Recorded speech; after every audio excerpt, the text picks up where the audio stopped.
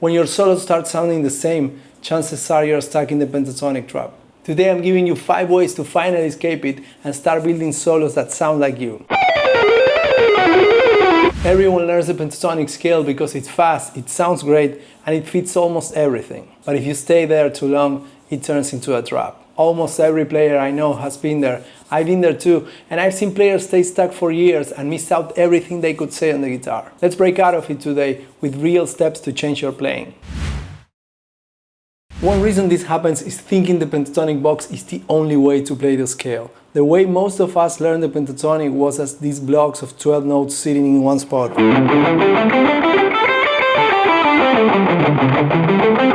And so, see, these shapes cut the fretboard into chunks. That prevents you from moving freely, and it makes you think in a way that's very unmusical. Instead, start looking at the neck sideways. Think about how those same 5 notes keep repeating across the strings, like this.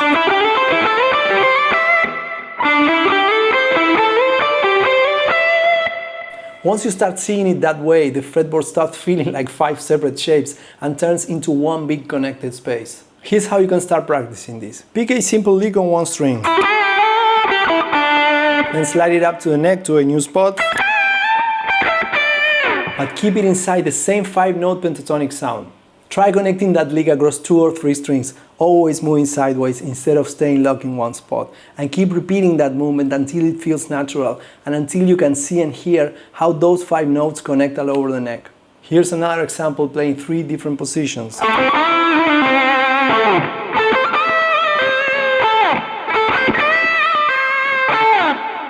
This trains both your brain and your hands to stop thinking one box at a time. This is how you learn to move around the neck with confidence. All of this matters, but here's the real issue. Thinking in pentatonic boxes can make the fretboard feel disconnected. Those shapes are supposed to help you find your way, but they often end up trapping you in one spot. The goal isn't just memorizing patterns, it's connecting them so your ideas can move freely anywhere on the neck. Start thinking sideways and the boxes disappear. If you like this video, please give it a thumbs up, don't forget to subscribe and hit the bell icon so you never miss an update. Another reason players stay stuck is treating the pentatonic scale like it's the only safe choice. Anytime you try to solo over something different, I don't know, major key or a modal progression, you end up right back in minor pentatonic because it feels familiar. And that's how you get solos that sound out of place. That's the pentatonic everywhere approach, and it only leads to more frustration. The problem is pentatonic leaves out notes you actually need for certain chords and styles. If you only stick to it, your solos won't sit properly in the harmony, and you're missing out on sounds that make your playing feel complete. So here's what you do instead. Start adding those missing notes back in. For minor keys, it usually means adding the second and the sixth. That turns it into a natural minor scale or Aeolian, or you can shift the minor sixth to a major sixth and get a Dorian sound. Practice it like this. Take your minor pentatonic shape, box 1, and find where the second and the sixth sit around. So now you have the first, and the second, and the third, and the fourth, and the fifth, and the sixth.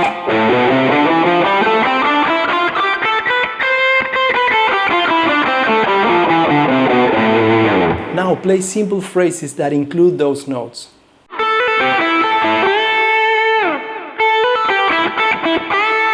Here, I added the B here. That is not originally included in box 1.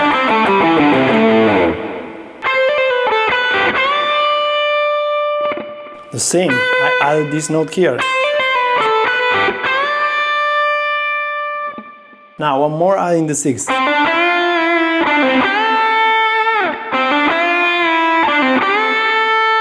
Here's the sixth, I approach it with the bend.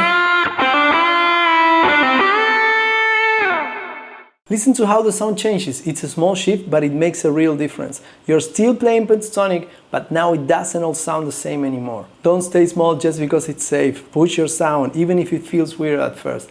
That's how you get better. Pentatonic doesn't limit you, it's only limiting if you never look past it. Once you learn how to add or swap notes, the scale stops feeling like a cage and turns into something you can actually use to make music.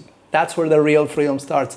You get to expand your sound without losing what already works. Growth always begins outside your comfort zone. Go find those edges. Sometimes your solos sound disconnected because you are not linking your pentatonic shapes to chord tones, and when that happens, everything starts sounding the same. You're just running scale notes without thinking about how they fit over the chords. The truth is, it's about how your notes fit the chords underneath.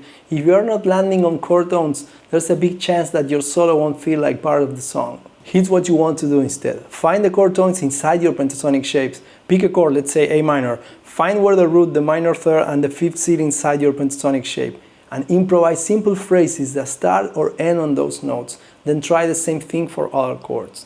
We'll use this progression: A minor, B minor, C major, E major. Very easy. Let's play a very easy idea so it's easy to understand.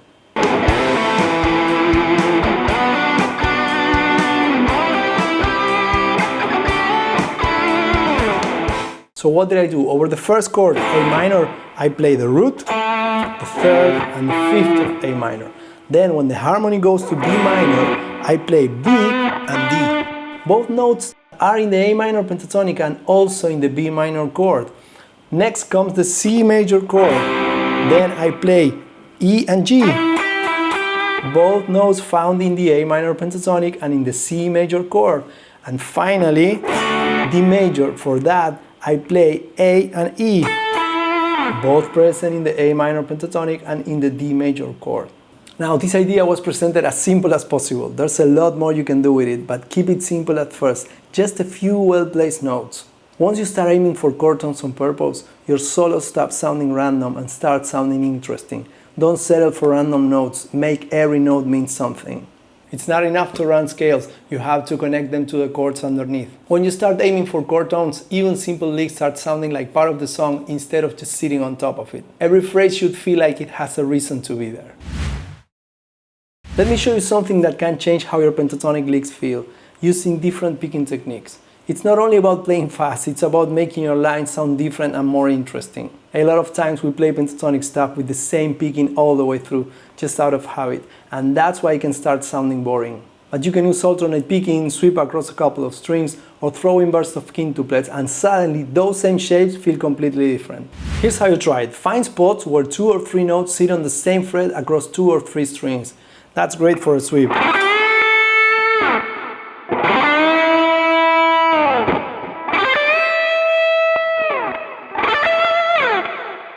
Or use alternate picking to create fast passages.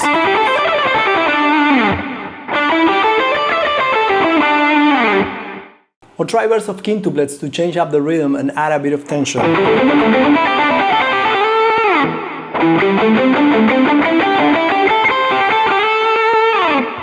This is how you keep your pentatonic lines from sounding all the same and start giving your solos more personality. Your technique isn't just for big scale or flashy runs. Bring it into the pentatonic and see how much more it opens up.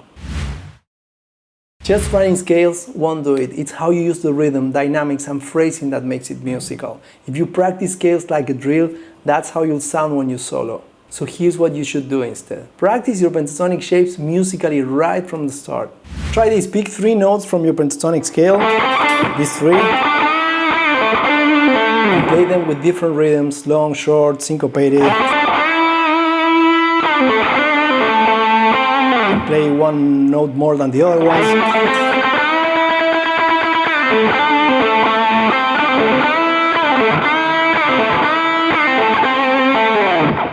I don't know, leave space between your phrases, bend, use legato, use different techniques. That's how you turn scales into something you can actually use in a solo. Dynamics. Don't just train your fingers, train your ears and your ideas. Scales are just shapes. The point is making them say something over the chords you're playing. It's not about playing more notes, it's about choosing the right ones. That's how you finally move past patterns and how you get out of the pentatonic trap. Out of all of these, which one messes with your playing the most?